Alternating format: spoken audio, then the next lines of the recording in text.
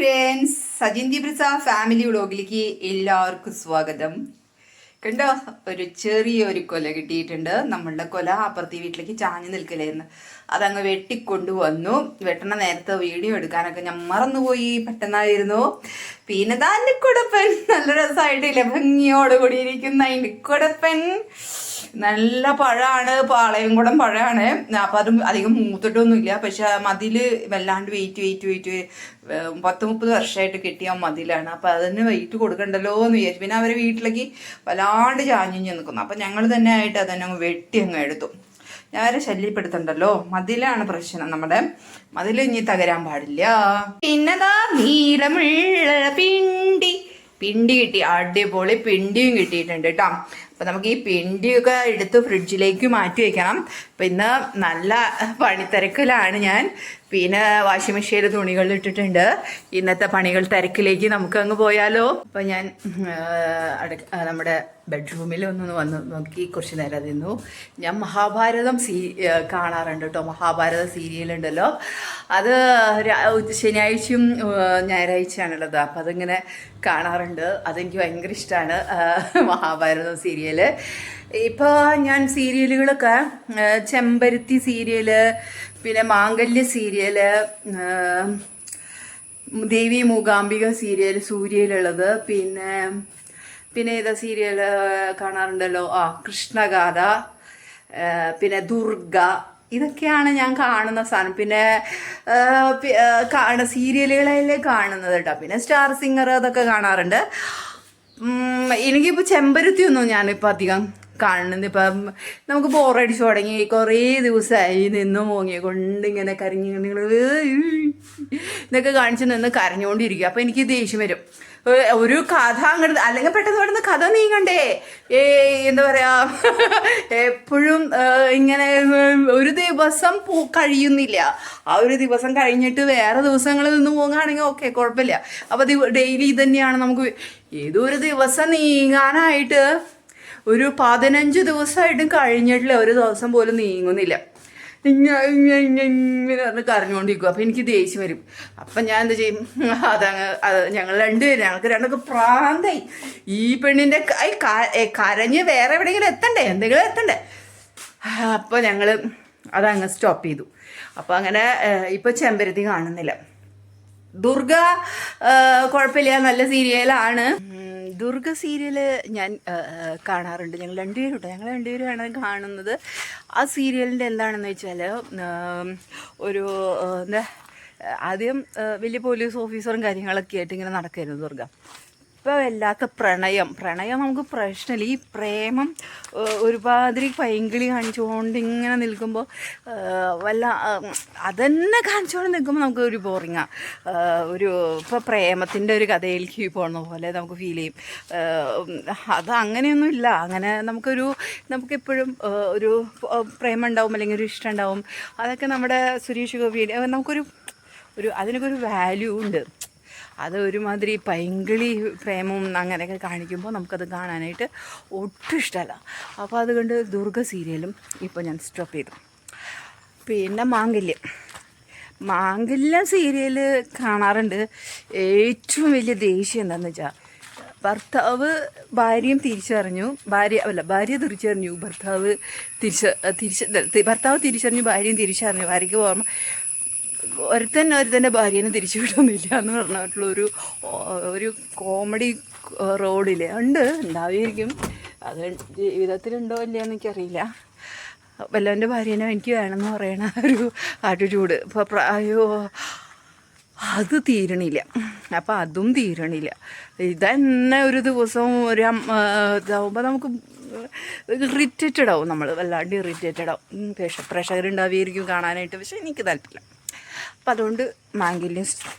കൃഷ്ണഗാഥയ്ക്ക് ആണെങ്കിൽ കെട്ടിയവന് മാത്രം മനസ്സിലായിട്ടില്ല 2 പെണ്ണുങ്ങളുണ്ടെന്ന്. ബാക്കി എല്ലാവർക്കും കൃഷ്ണയും ഗാഥയും വേറെയാണെന്ന് മനസ്സിലായി കഴിഞ്ഞു.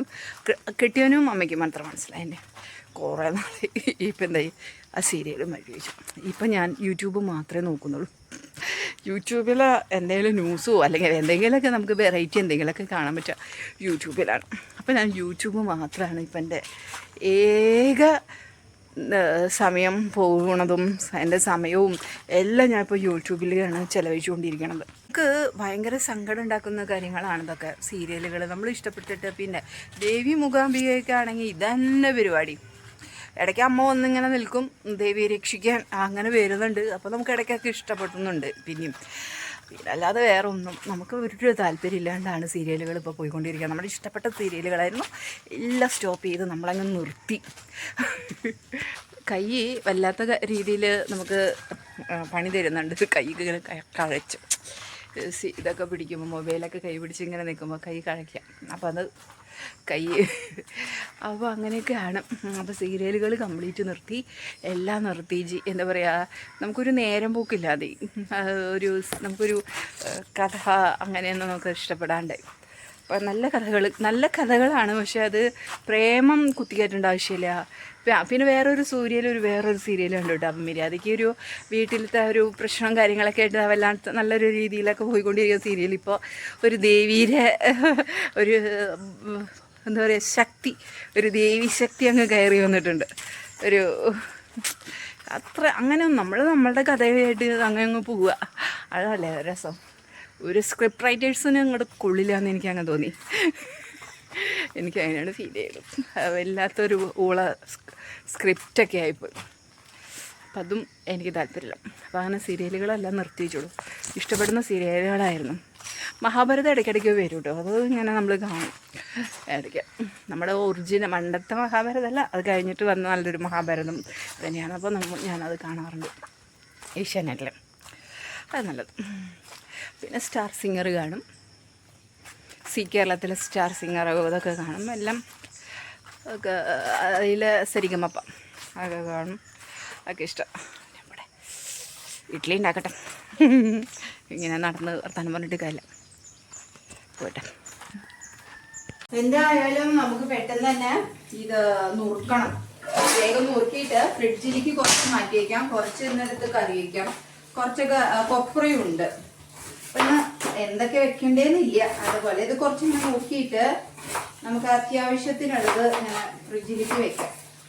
അതാ കുറച്ചുകൂടെ നല്ലത്. പെട്ടെന്ന് ഫ്രഷ് ആയ കാരണേ ഇനിയിപ്പോൾ ഇത് ഇവിടെ ഇരുന്ന് ഇതാവണ്ട. വേണ്ട, വേഗം നുറുക്കാൻ പറ്റുന്നുണ്ട്, അതന്നെ ഏറ്റവും വലിയ ഭാഗ്യം.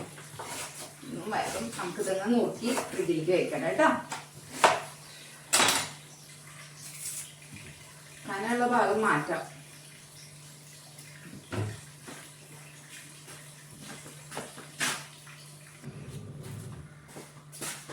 ഞാൻ കുറച്ച് ഇത് എന്താ പറയാ കായും കൂടി ഇട്ട് തുടങ്ങും. ഇരട്ടപ്പഴം നമ്മൾ പറയില്ലേ, ഇരട്ടപ്പഴം പഴം കഴിക്കുമ്പോ ഇരട്ട കുട്ടികൾ ഉണ്ടാകും എന്നൊക്കെയല്ലേ പറയാം. ഇരട്ടക്കായ കറി വെച്ച് എന്തുണ്ടാവും അല്ലേ? ഓരോരോ വിശ്വാസങ്ങളല്ലേ അതൊക്കെ ഉണ്ടായിരുന്നത്, പണ്ടത്തെ ഒരു വിശ്വാസങ്ങൾ. അപ്പൊ ഈ ഇരട്ടപ്പഴം അങ്ങനെ തന്നെ ആണുങ്ങൾക്ക് കിട്ടും. നമുക്കൊക്കെ ഓരോ പഴം കിട്ടുമ്പോ ആണുങ്ങൾക്ക് ഇരട്ടപ്പഴം കിട്ടും. എന്തല്ലേ ചെക്കന്മാരുടെയൊക്കെ ഒരു കാര്യങ്ങള്. പണ്ടത്തെ ചെക്കന്മാർക്ക് എന്താ സുഖം, ഇപ്പോഴത്തെ ചെക്കന്മാർക്ക് അത്ര വലിയ സുഖമൊന്നുമില്ല. കാരണം നമ്മളെ പോലെയുള്ള സ്ത്രീകളായിരുന്നല്ലോ കഷ്ടപ്പെട്ട് വിഷമിച്ച് ജീവിച്ചു വന്നത് കൊണ്ട് ഇപ്പൊ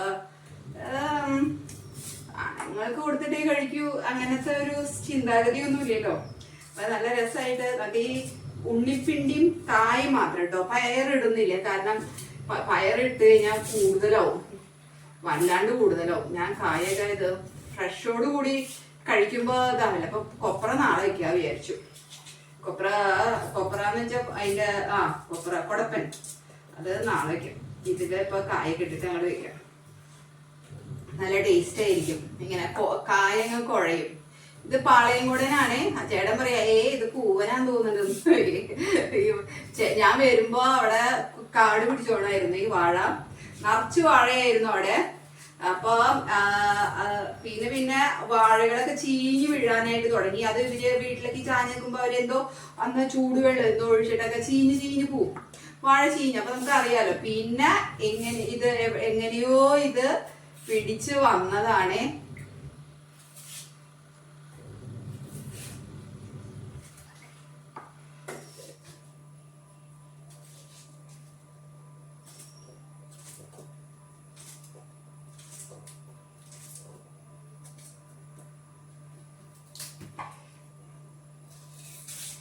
ഇനിയിപ്പോ ഞാലിപ്പൂവനാണോ എന്ന് എനിക്കും സംശയമായിട്ടോ. കാരണം ഞങ്ങള് 2 കന്ന് മുൻപ് വാങ്ങിച്ചിട്ടുണ്ടായിരുന്നു. ആ ചേച്ചിയുടെ അപ്പുറത്തെ വാടകയ്ക്ക് താമസിക്കുന്ന ചേച്ചിയുടെ കയ്യിൽ നിന്ന് അവിടെ വാഴ ഒരു പറിച്ച് ഇതാകുമ്പോ ഞങ്ങളൊരു കന്ന് ചോദിച്ചിട്ട് അപ്പൊ അത് കുഴിച്ചിട്ടതായിരുന്നു. എന്നുവെച്ചാൽ മറ്റേതൊക്കെ ചീഞ്ഞു പോയിട്ടുണ്ടായിരുന്നു. ഇനി അതാണോന്ന് എനിക്കറിയില്ല, നോക്കണം, ആലോചിച്ചിട്ട്. ഒരു സംശയം ഉണ്ട് എനിക്കിപ്പോ. എന്തായാലും കുറച്ച് പഴുപ്പിക്കാനായിട്ട് വെക്കാം. അപ്പൊ പഴുത്ത് കഴിഞ്ഞാൽ അറിയാലോ. പാളയം കൊണ്ടാണെങ്കിൽ ഞാനും ഏട്ടനും കഴിക്കില്ല, ഞങ്ങൾക്ക് കഴിക്കാൻ പറ്റില്ല. അത് തണുപ്പ് ഞങ്ങളെ കെടുത്തി പോവും. 2 ആൾക്കും പാളയം കൊണ്ടാണെങ്കിൽ കഴിക്കാൻ പറ്റില്ല. ഇതിലേക്ക് ഇന്നലെ അരച്ചു വെച്ചതാണ്. ഇതാ അസലായിട്ട് വീർത്തൊക്കെ വന്നിട്ടുണ്ട്. ഞാൻ ഇത്തിരി വെള്ളം കൂടിയിട്ടുണ്ടായിരുന്നു ഇന്നലെ. ഇഡ്ഡലിയാണ് ഉണ്ടാക്കാമെന്ന് ഉദ്ദേശിച്ചത്. അല്ലെങ്കിൽ ഇപ്പം എന്തെങ്കിലും ദോശ ആക്കണം. അപ്പം രാവിലെ എന്തായാലും ഇഡ്ഡലി ഉണ്ടാക്കി നോക്കാം. നന്നായി വീർത്ത് വന്നിട്ടുണ്ടല്ലോ. അപ്പം എങ്ങനെയാണെന്നൊക്കെ നോക്കട്ടെ കേട്ടോ. അപ്പം ഇത്രയേ ഉള്ളൂ ഇന്നത്തെ വിശേഷങ്ങൾ. Ajinthi Prasad family vlog signing off. Tata bye by.